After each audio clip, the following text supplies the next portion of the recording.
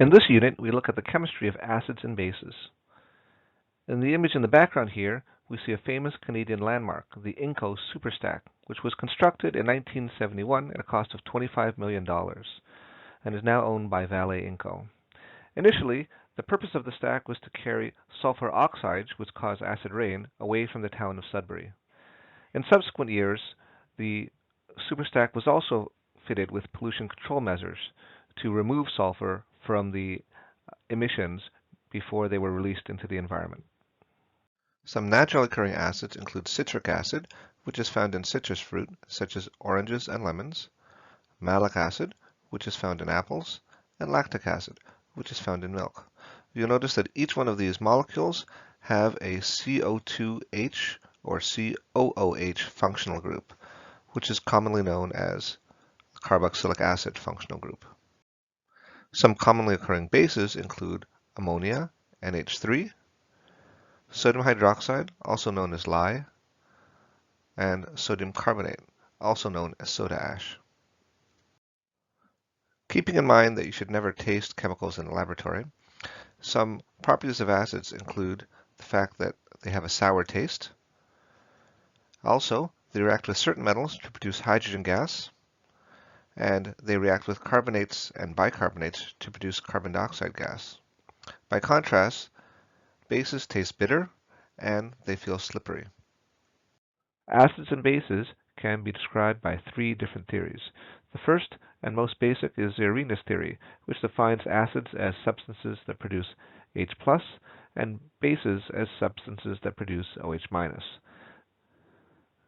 Next, we have Bronsted-Lowry theory, which is probably the most common theory and the one that most people are familiar with, which defines acid as proton donors and bases as proton acceptors. And finally, we have the most general theory of acids and bases, which is Lewis theory, which defines acids as electron pair acceptors and bases as electron pair donors. The first model we will look at is Arrhenius theory. Here, the definition of an Arrhenius acid is any substance that directly produces H+, or equivalently H3O+, the oxonium ion, in water. The example we have here is the strong acid hydrochloric acid dissociating completely to produce H+ and Cl- ions.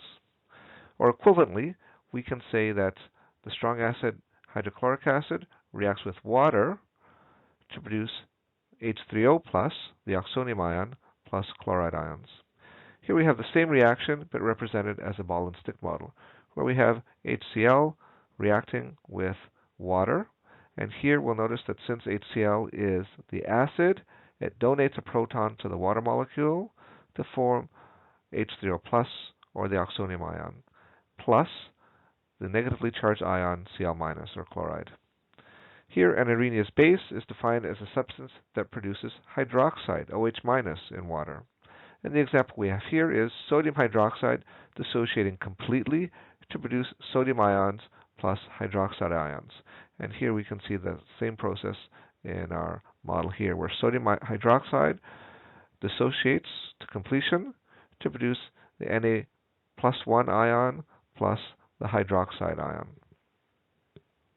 Here we have a model of the oxonium ion, also more commonly known as the hydronium ion, which is produced by the interaction of a proton with a water molecule. We can see from the molecular model and the Lewis structure that we have 4 pairs of electrons in H3O+.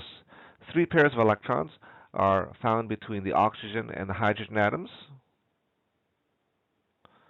as we see here in the Lewis structure as well, and 1 pair of electrons in a lone pair on the oxygen atom. And since the ion is positively charged, the oxygen atom has a formal charge of +1. Therefore, because we have 4 pairs of electrons, the electron geometry is tetrahedral, but because we have the lone pair, the molecular geometry is trigonal pyramidal, and the bond angles between the oxygen and hydrogen atoms are approximately 109.5 degrees. In this question, we are asked to classify the following species as either Arrhenius acids or Arrhenius bases. In part A, barium hydroxide, we notice that there's a hydroxide here, suggesting that most likely forms hydroxide, so this would be an Arrhenius base. HCl is also known as hydrochloric acid, and this is an example of a strong acid, and so we would expect this to be an Arrhenius acid. Lastly, for part C, we see KOH, which is potassium hydroxide. Again, we notice that we have a hydroxide here in the chemical formula, suggesting that it would produce hydroxide, and therefore this is an Arrhenius base. When an acid reacts with a base, a neutralization reaction occurs, resulting in the formation of water. In the first example, we see that H+, which is an acid, reacts with OH-, which is a base. So in this process, the acid and base are neutralized, and H2O, or water, is formed. In the second example, we have a strong acid, in this case HCl, or hydrochloric acid, reacting with the strong base, sodium hydroxide, to produce NaCl, which is a salt, plus water, H2O. So we can look at this equation in a slightly different way by writing the net ionic forms of each of the reactants and products. So we know that HCl is a strong acid, and so that should be written as H plus Cl minus. We also know that sodium hydroxide is a strong base, so we can write that as Na plus OH minus. Now in this case, the acid is H plus and the base is OH minus, just like we saw above, and those two will neutralize when they react, forming water. The other two species here, sodium and chloride, do not react, and they're called spectator ions. So on the product side, we see that we have Na plus Cl minus, because they did not react, plus water, which results from the neutralization reaction between H plus and OH minus.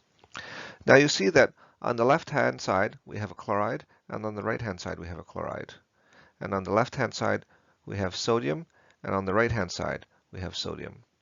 And so you can see that the sodium ions and the chloride ions can cancel, leaving us with the net ionic reaction, which is really just H plus OH minus brings us H2O. H plus OH minus gives us H2O, or water.